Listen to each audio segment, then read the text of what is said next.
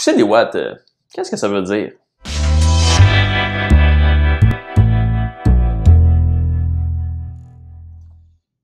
Aujourd'hui, on parle de quelque chose de bien simple. Comment faire avancer un vélo? Parce que tous les cyclistes connaissent l'expression « pousser des watts ». Mais qu'est-ce que ça représente en fait une watt? Pour faire avancer un vélo, ça prend de l'énergie qui est produite par les jambes, par le pédalage. Et c'est quoi l'unité de mesure de l'énergie? Est-ce que votre cours de physique de secondaire 5 vous revient en tête un peu? Oui, exactement. L'énergie est mesurée en joules. Bonne réponse. OK, puis la puissance, c'est quoi? Dans le fond, c'est le débit de production d'énergie. Dans le fond, c'est la quantité d'énergie qui est produite sur un espace-temps. Donc, pour ce qui est du vélo, qui est une énergie mécanique, c'est le nombre de joules qui est produite par seconde. Par exemple, si vous développez 200 watts, vous produisez 200 joules d'énergie par seconde. Bon, là, on va le décliner en deux aspects. Bon, pour le moment, il y a l'aspect physiologique de ce que ça représente sur le corps et le métabolisme. Puis après, il y a l'aspect physique, qui est probablement celui qui vous intéresse le plus, qui est dans le fond la mécanique de comment que la puissance est appliquée sur les pédales. Bon, premièrement, d'un point de vue physiologique, si on continue avec notre exemple de 200 watts, qu'est-ce que ça représente? 200 watts produites sur une heure, c'est 200 joules par seconde de produite. Donc, si on le multiplie par 3600 secondes, ça donne 720 000 joules ou 720 kilojoules. C'est une donnée qu'un capteur de puissance va vous donner à la fin d'une sortie. Beaucoup de personnes confondent kilojoules et calories et adaptent leur alimentation en fonction de ça. Donc, dans cet exemple-là, ils vont manger pour 720 calories supplémentaires pour bien reprendre, dans le fond, le carburant qui a été utilisé pendant l'exercice.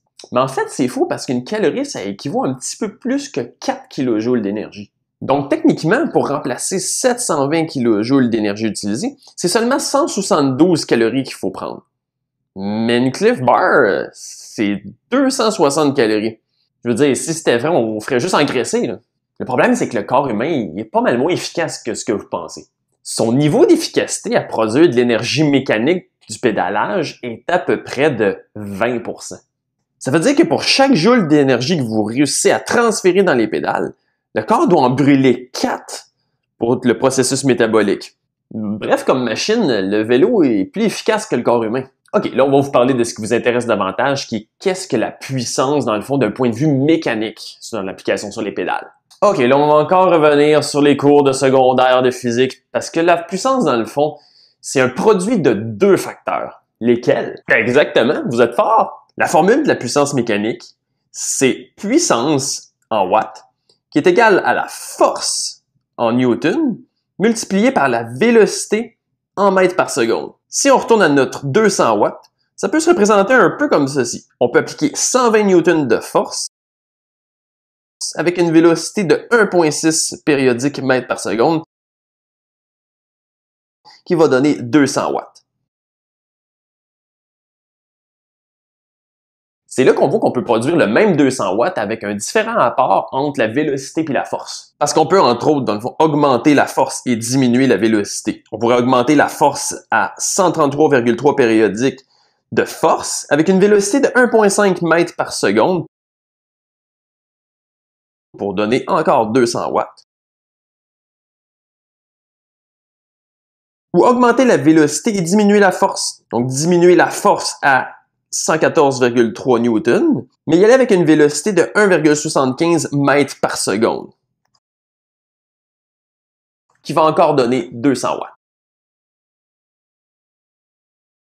Aussi, une erreur que bien des gens font, c'est de confondre cadence et vélocité. Pour une même longueur de manivelle, c'est sûr qu'une cadence plus élevée va vouloir dire nécessairement une vélocité plus élevée. Mais pour deux longueurs différentes à la même cadence, la vélocité n'est pas la même. Des manivelles plus longues vont donner une plus grande vélocité pour la même cadence que des manivelles plus courtes. Parce que la circonférence du cercle de pédalage est plus grand. Je pourrais vous donner un exemple comme si je vous défierais à une course sur une piste d'athlétisme. Moi, je prends le couloir intérieur, vous prenez le couloir extérieur, mais la ligne d'arrivée-départ est à la même place. Et si on termine la course en même temps, vous allez pouvoir vous vanter de courir plus vite que moi parce que vous avez fait une plus grosse distance. C'est probablement cette confusion qui fait qu'il y a plusieurs personnes qui pensent que des manivelles plus courtes, c'est mieux pour la production de puissance, parce que c'est plus facile de garder des plus hautes cadences. Mais en fait, c'est nécessaire d'aller à une plus haute cadence pour avoir la même vélocité. Par exemple, une cadence de 90 révolutions par minute avec des manivelles de 175 mm, ben ça donne la même vélocité qu'une cadence de 95,45 révolutions par minute avec des manivelles de 165 mm. Mais c'est pas que un est mieux que l'autre. Ça, je peux vous référer à une capsule qui a déjà été produite pour voir la différence. OK, la semaine prochaine, on reste dans le même terme, puis on va parler d'un sujet qui est extrêmement fertile en fausses croyances, les techniques de pédalage. Est-ce qu'on pédale vraiment de façon circulaire? Est-ce qu'on pousse vraiment vers l'avant et on tire vers l'arrière comme on se fait dire depuis des décennies? Entre-temps, n'hésitez pas à laisser vos questions et vos commentaires. Si vous avez besoin d'un positionnement ou vous aimez avoir plus de contenu geek sur le vélo, n'hésitez pas à aimer ma page Facebook. On se voit la semaine prochaine.